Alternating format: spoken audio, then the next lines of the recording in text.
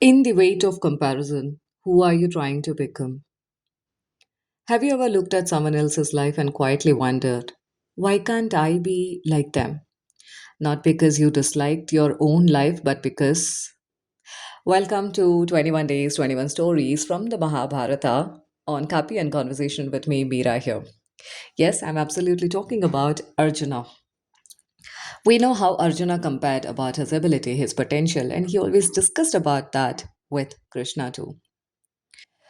Not because, we compare ourselves, that we dislike our own life, because we feel theirs seemed easier, brighter, and more celebrated. Sometimes comparison doesn't arrive, like I always say, even comparison doesn't come loudly. It comes in bits and pieces and it comes silently. It borrows another person's success. It wears another person's attire. It wears another person's talent, or it's wanting to wear another person's talent, another person's confidence, getting the skin of the other person's thought.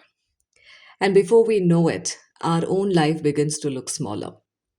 Today, I don't want to speak about jealousy. I want to speak about something much quieter because jealousy is something that happens little later if we really allow this particular thought of comparison every moment to grow within us. Comparison is important. It helps us to keep moving to the next level. But the question is, at what cost? The invisible weight, I call it as, or trying to become someone else. Today's story begins with Arjuna and it ends with us. Among the Pandavas, Arjuna was admired, disciplined, focused, gifted. Everyone knew his dedication. Teachers praised him, kings respected him, warriors feared him. From the outside, his story looked complete. Yeah, I'm sure this is something, we're talking about you or, anyone for that matter whom you have come across in your life. He was that person, might be the front, the front bench person, the first rank holder. Every teacher loved him, the apple of apple of the class, whatever you call it as. I'm sure you understand what I want to share. His story definitely looked complete, but even the finest archer lived surrounded by extraordinary people. Bhima possessed his, immense physical strength. Yudhishthira carried the image of righteousness. Nakula and Sahadeva had their own grace and wisdom. Krishna himself walked beside Arjuna. Such was the blessing or the opportunity Arjuna had. Imagine living in a family where everyone is exceptional. Even excellence can begin comparing itself. I'm telling you, even the excellence will start comparing itself because comparison doesn't ask, "Are you good?" It asks, "Are you the best?" And those are very different questions.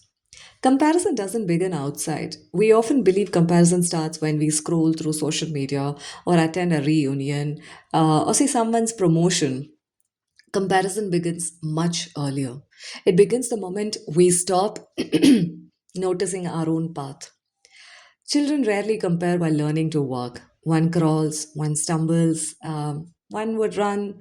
Nobody declares a winner. Comparison enters only after someone begins to measure the grades, the ranks, or the marks, the title. Followers, yes. Income, of course, recognition, and slowly life becomes a scoreboard. I don't deny the fact that you shouldn't compare about your ability. You need to have a scoreboard, a scorecard in front of you to know how you're doing, what you're doing. Um, Goals, we speak about it, but it needs to be measurable. But here it is. What are you measuring it with? Whom are you using as a yardstick? Might be you have a competitor, he or she is doing exceptionally well achieving their sales target or overshooting their sales target. What is in you stopping you to achieve that is a good question. But here is it. Why is he doing? Why can't I do that? The tone that you use hypnotizes your brain or the neurons, and that gives back in the form of a jealousy also. Can go so on and so forth. The question is always, it's like a cat on a wall situation. Arjuna's quiet burden is what I want to talk about. Imagine carrying a bow every day, not because someone forced you, but because everyone expected you to be that excellent. How exhausting will it be to carry that crown? A crown that you don't wish to wear, but you're still wearing it.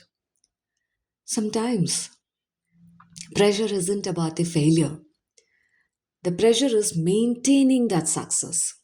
When people begin introducing you through your achievements, you become afraid of ordinary days. You stop asking, what do I enjoy actually? Instead, you ask, what must I continue doing to prove myself and retain that position? That is another form of comparison, not with others, with your own past also now. It is a burden that we do not want to carry, but still we wear it in the form of a crown and we walk. The day, it gets heavier and heavier, your neck starts giving away. Are invisible competitions, I would say, like many competitions exist only inside our mind. Who bought bigger house, whose child scored higher, whose business grew faster, who travels more, who speaks better, who looks younger, who looks smart, who looks beautiful, who earns more, or who receives more appreciation. Most of these races were never officially announced, yet we keep running it. Sometimes we don't even know who started that race also. Like I would say, years ago, a small story. Years ago, I attended a gathering where many people were sharing their work. One person had published books, another had built a large company, someone else had traveled, the world, the length and the breadth. You ask about the position, and that person knows every place.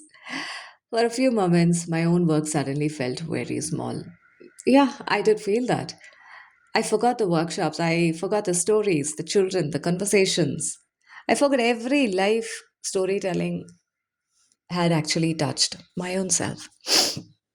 Because at that particular moment, comparison has, that strange power. It started editing my memory.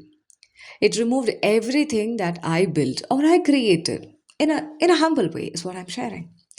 And it magnified what someone else has done. Thankfully, that feeling didn't stay for a longer time. That's what they say in CBT, cognitive behavioral therapy. That particular moment, how you respond to it makes a difference. A thought comes in. If you add fuel to that thought, if I would have continued adding fuel to my thought about the comparison, I wouldn't have enjoyed that particular moment, that gathering or that connect itself. That's when I realized, like, no, no, no, no. Let me stop this. Or rather, let me take something else to think about. Thankfully, I didn't stay longer. I asked myself a simple question: if I become exactly like them, who will remain to become me?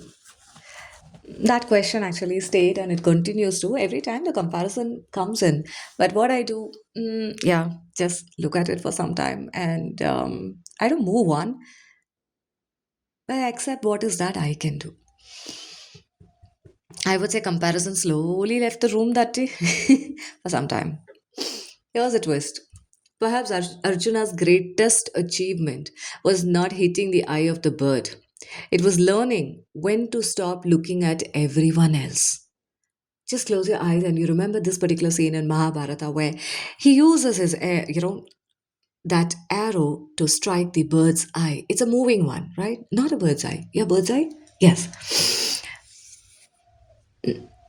He was not hitting actually the eye.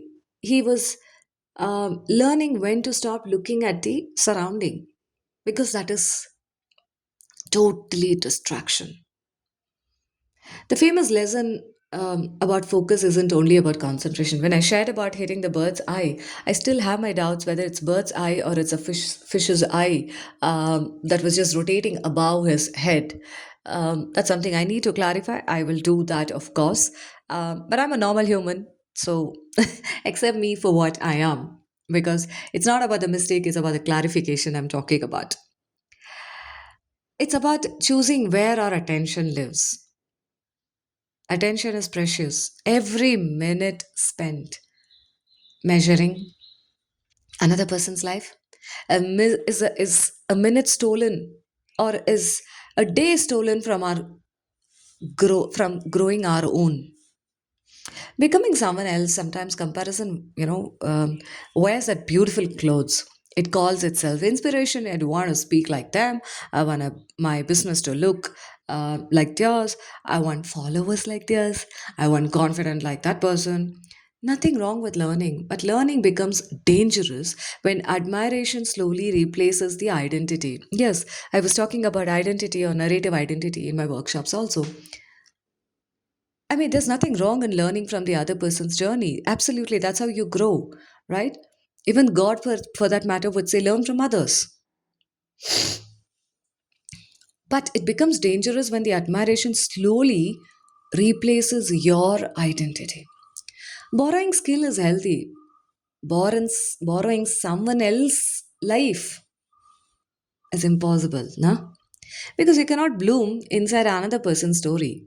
Because the soil, the fertile, the plant is in you, and you want to bloom in somebody else's mind. Ah, okay, I said that.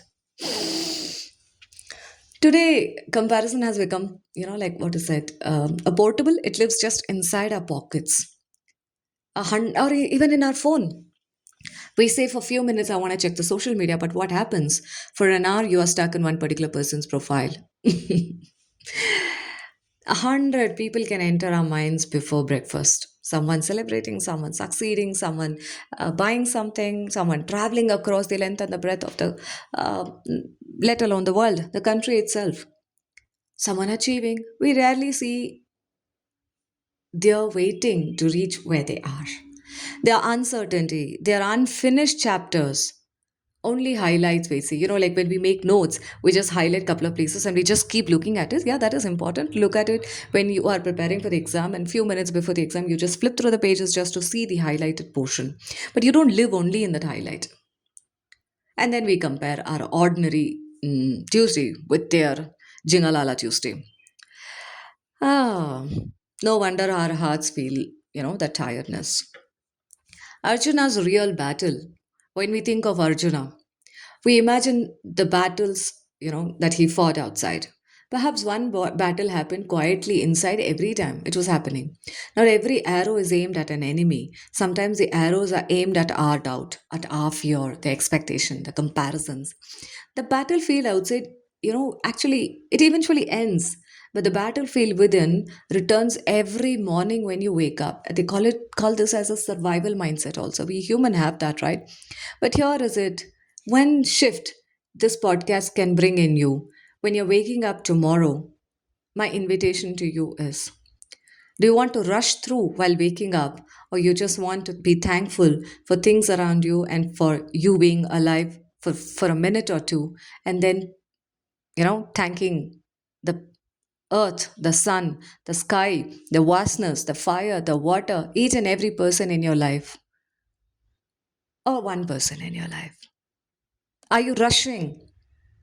Oh God, I need to do this, I need to finish this, and you keep your feet on Mother Earth? You don't get that vibe, right? My invitation to you tomorrow when you're waking up, do you really want to rush through? Because that is again another kind of comparison. Pause for a moment. Whose life are you trying to copy or living for that matter? Whose approval decides your happiness? Whose definition of success are you carrying? The biggest question, if nobody applauded, what would you still choose to do? Because that answer may be closer to who you really are. I want to close the story, this podcast with a story. Garden. I want you to imagine a garden. A mango tree stands beside a jasmine plant. Nearby, a banyan spreads its branches. The jasmine never wishes to become a banyan. The banyan never competes with the mango. Each grows according to its own nature, right? You don't see banyan slapping the jasmine and telling, I'm not getting the, that fragrance that you have in you. The mango is not kicking the banyan and telling, like, I'm not spreading just like you do that. We human, it's a normal human tendency. We sometimes spend an entire lifetime trying to become another tree. Who's going to be your roots then? If you're not your root, whose root are you going to borrow? I mean, this is a question to myself also. Today, comparison doesn't need to disappear. It only needs to loosen its grip. I still compare, but I need to loosen the grip. I cannot let that weed to keep growing all the time when it is not about nourishing my growth or the next step in my life. Long enough for you to remember that your story was never meant to look like anyone else's. With this, I'm coming to the end of the show on 21 days, 21 stories from the Mahabharata. This is day 10, of course, on Arjuna about the weight of comparison. Tomorrow, we leave the battlefield for a while. We'll meet a child, not the strategist, not the guide, simply mm, little Krishna. Because sometimes the strongest people are simply the ones who remember, like how to play. Until then, keep listening to your stories uh, before they become someone else, or keep listening to your story rather than looking about your leaflet in somebody else's book. With that, I want to wish you the best. This is part of 21 Days, 21 Stories from the Mahabharata. This is Meera on Copy and Conversation. Thank you for being part of my journey.